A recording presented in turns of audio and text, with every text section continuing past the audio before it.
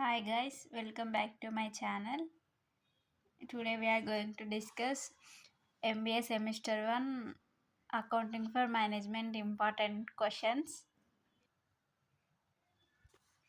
Long theory questions. First question, explain the scope of financial accounting.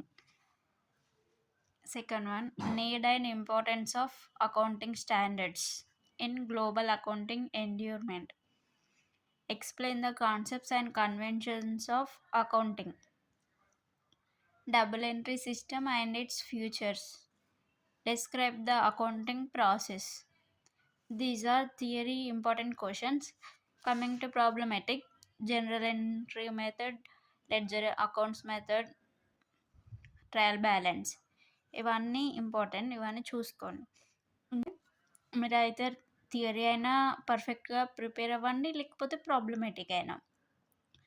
కానీ problematic prepare అయితే మనకి score ఎక్కువ ఉంటుంది థియరీ కంటే. థియరీ అంత కన్సిడర్ చేయరు అన్నట్టు, ఎందుకంటే ఇది ప్రాబ్లమేటిక్ సబ్జెక్ట్ కదా, అందుకని ప్రాబ్లమేటిక్ మీద కాన్సన్ట్రేషన్ చేయండి. Short questions, financial accounting, double entry system, types of accountings, journal, ledger, trial balance, accounting standards. మీరు లాంగ్ క్వశ్చన్స్ చదివితే షార్ట్ క్వశ్చన్స్ కవర్ అవుతాయి. మీరు ఫస్ట్ షార్ట్ క్వశ్చన్స్కి వెళ్ళొద్దు, ఫస్ట్ లాంగ్ ప్రిపేర్ అవ్వాలి, తర్వాత షార్ట్కి వెళ్ళాలి. అలా unit 2 long questions theory. Distinguish between capital expenditure and revenue expenditure. Capital ఎక్స్పెండిచర్కి రెవెన్యూ ఎక్స్పెండిచర్కి డిఫరెన్సెస్ అడుగుతున్నాడు. ఫస్ట్ డెఫినేషన్ రాయాలి. డిఫరెన్సెస్లో కూడా ఫస్ట్ పాయింట్ డెఫినేషన్ అయి ఉండాలి. క్యాపిటల్ ఎక్స్పెండిచర్ అంటే ఏంటి అనేది క్యాపిటల్ ఎక్స్పెండిచర్ సైడ్ రాయాలి. రెవెన్యూ ఎక్స్పెండిచర్ అంటే ఏంటి అనేది రెవెన్యూ ఎక్స్పెండిచర్ సైడ్ అలా రాయాలి. తర్వాత దానికి ఎగ్జాంపుల్స్, తర్వాత మెయిన్ పాయింట్స్ ఇంకా ఏముంటాయి డిఫరెన్సెస్ దానికి దీనికి అనేది రాయాలి. What is depreciation, explain the methods of depreciation. అసలు డిప్రిషియేషన్ అంటే ఏంటి, దాంట్లో ఏమేమి మెథడ్స్ ఉంటాయి, మనం ఏ మెథడ్స్ ద్వారా డిప్రిషియేషన్ని క్యాలిక్యులేట్ చేస్తాము. ఒక అసెట్కి కానీ ఒక అసెట్స్ ఏముంటాయి, మెషినరీ, బిల్డింగ్, అవి వాటికి డిప్రిసియేషన్ అనేది ఉంటుంది, వెహికల్స్కి కానీ అలా. Procedure involved in the preparation and presentation of financial statements. అసలు ఫైనాన్షియల్ స్టేట్మెంట్స్ ఎలా ప్రిపేర్ చేస్తాం, ఎలా ప్రజెంట్ చేస్తాం ఆడిటర్స్కి అనేది ప్రొసీజర్ ఎలా ఉంటుంది. Explain the provisions of the Indian companies act regarding preparation and presentation of financial statements. అసలు ఇండియన్ కంపెనీస్ యాక్ట్ అనేది ఏం చెప్తుంది, ఎలాంటి ప్రొవిజన్స్ అంటే దీనికి ఎలాంటి రూల్స్ ఉన్నాయి, ఒక కంపెనీలో ఫైనాన్షియల్ అకౌంట్స్ ప్రిపేర్ చేయడానికి ప్రజెంట్ చేయడానికి ఎలాంటి రూల్స్ ఫాలో అవ్వాలి అనే దాని గురించి ఈ క్వశ్చన్ ప్రిపేర్ అవ్వండి. ఈ థియరీలో ఈ 4 క్వశ్చన్స్ ఇచ్చాను. ఈ 4 క్వశ్చన్స్ అయినా పర్ఫెక్ట్గా ప్రిపేర్ అవ్వండి, లేకపోతే ప్రాబ్లమెటిక్లో depreciation problems, final accounts problems అయినా చూసుకోండి. ఏదైనా ఒకటి పర్ఫెక్ట్గా ప్రాక్టీస్ చేయండి. Short questions, external auditors report, depreciation, outstanding expenses. Outstanding expenses అంటే కట్టాల్సిన టైంలో కట్టకపోతే దాన్ని అవుట్స్టాండింగ్ అంటారు. అంటే లాస్ట్ ఇయర్ ఈ ఇయర్ పే చేస్తున్నాం అనుకోండి, లాస్ట్ ఇయర్ పేమెంట్స్ ఈ ఇయర్ పేమెంట్ చేస్తే అది అవుట్స్టాండింగ్ అవుతుంది. అదే మనం నెక్స్ట్ ఇయర్ పే చేయాల్సింది ఈ ఇయరే పే చేస్తే దాన్ని ప్రీపెయిడ్ అంటారు. అలా డిప్రిసియేషన్ అంటే ఏంటి, ఒక వస్తువుని కానీ ఒక అసెట్ని మనం వాడిన కొద్దీ దాని వాల్యూ డిక్రీజ్ అవుతుంది. ఇప్పుడు మీరు 2020లో కార్ కొన్నారనుకోండి, ఇప్పుడు 2025-26లో మనకి కార్ వాల్యూ అనేది డిక్రీజ్ అవుతుంది. ఎంత అంటే ఇప్పుడు ఈ ఇయర్ని బట్టి డిప్రిసియేషన్ క్యాలిక్యులేట్ చేస్తారు. అలా 1 ఇయర్కి ఇంత పడుతుంది. ఇప్పుడు ఓన్లీ కారు కొని ఓన్లీ 1 ఇయర్ కంప్లీట్ అయింది అనుకోండి, డిప్రిసియేషన్ తక్కువ ఉంటుంది. అది 4-5 ఇయర్స్ అయితే ఎక్కువ హై పర్సెంటేజ్తో డిప్రిషియేషన్ అనేది మైనస్ చేస్తారు కార్ వాల్యూలో. డిప్రిషియేషన్ తీసేసిన తర్వాత ఎంత అయితే కాస్ట్ పడుతుందో దానికి సేల్ చేస్తారు. అలా. Unit 3 long theory questions. Define ratio analysis, importance of ratio analysis in analyzing the financial performance. అసలు రేషియో అనాలిసిస్ అంటే ఏంటి, దాని ఇంపార్టెన్స్ ఏంటి, అదే దాని గురించి question. Classification of ratios. Ratios అంటే ఏంటి, దాంట్లో డిఫరెంట్ టైప్స్ ఏంటి, క్లాసిఫికేషన్ అన్న, టైప్స్ ఆఫ్ రేషియోస్ అన్న, వేరియస్ రేషియోస్ అన్న, ఎక్స్ప్లెయిన్ వేరియస్ రేషియోస్ అని చెప్పి అడిగినా కూడా క్వశ్చన్ ఏదైనా కూడా మీరు టైప్స్ ఆఫ్ రేషియోస్ ఎక్స్ప్లెయిన్ చేయడం, ఏమేమి రేషియోస్ ఉంటాయి వాటి గురించి ఎక్స్ప్లెనేషన్ ఇవ్వాలి. Common size. What is common size statement analysis, explain its purpose. Common size statement అంటే ఏంటి, దాని పర్పస్ ఏంటి అనేది ఎక్స్ప్లెయిన్ చేయమంటున్నాం. What are the advantages and limitations and objectives of ratio analysis.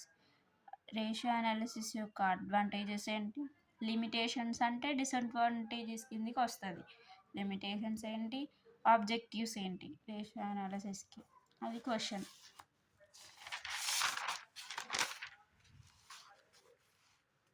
Problematic. Financial statement analysis, ratio analysis.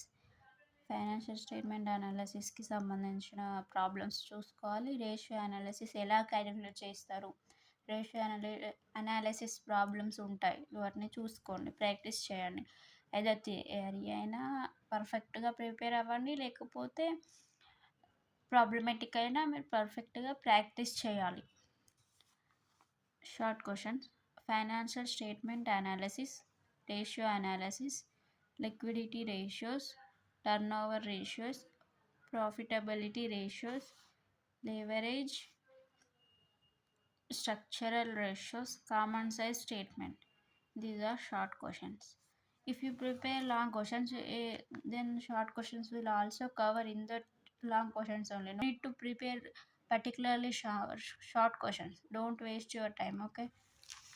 Next, unit 4, advantages and utilities of cash flow statement. అసలు cash flow statement అంటే ఏంటి, దాంట్లో advantages ఏంటి, utilities ఏంటి అనేది అడుగుతున్నారు. What is cost, classification of cost. Cost అంటే ఏంటి, కాస్ట్లో రకాలు ఏంటి, టైప్స్ ఆఫ్ కాస్ట్ వాటి గురించి. Preparation of cost sheet with the help of proforma. Cost sheet preparation గురించి అడుగుతున్నాడు. అలానే దాని ప్రొఫార్మా ఎలా ఉంటుంది, కాస్ట్ షీట్ ప్రొఫార్మా ఎలా ఉంటుంది అని క్వశ్చన్. అంటే మీరు కాస్ట్ షీట్ ప్రిపరేషన్ గురించి ఎక్స్ప్లెయిన్ చేయాలి, అలానే ప్రొఫార్మా గీయాలి. Application areas of various tax planning and how it is different from avoidance and evasion. Tax planning అంటే ఏంటి, అది ఎలా యూజ్ అవుతుంది అనేది question. Problematic. Cash flow statement. Short questions. Cash flow statement, tax planning, tax avoidance, tax evasion, cost. Next, unit 5. Unit 5 long questions. Break even analysis. What is break even analysis. Break even analysis అంటే ఏంటి, దానివల్ల managerial uses ఏంటి, అంటే మేనేజ్మెంట్కి ఎలా use అవుతుంది break even point, break even analysis అనేది. Make or buy decision. Make or buy decision అంటే ఏంటి, ఎగ్జాంపుల్స్ కానీ అలా క్వశ్చన్ అడుగుతారు. Assumptions and limitations of CVP analysis. CVP అంటే కాస్ట్ వేరియన్స్. సివిపి అనాలిసిస్ అంటే ఏంటి, దానికి అజంప్షన్స్, లిమిటేషన్స్ ఏంటి అనేది. ప్రాబ్లమాటిక్. సివిపి అనాలిసిస్ ప్రాబ్లమ్స్ చూసుకోవాలి. Material variances, labour variances. Material variances concept చూసుకోవాలి, అందులో ప్రాబ్లమాటిక్ ఏముంటాయి, మెథడ్స్ ఏమేమి అడుగుతున్నారు, ఏమేమి క్వశ్చన్స్ ఉన్నాయో చూసుకోవాలి. Short questions. CVP analysis, BEP break even point, margin of safety, product mix, make or buy decision, standard costing. Okay friends, these are important long theory questions and problematic methods, and also short question. You should prepare any theory or problematic questions in each unit. So if you want to get only pass marks, then no need of preparing all the 5 units. Just go through any 3 units, that's enough. Okay friends, thank you for watching. Please subscribe to our channel and like, share, comment.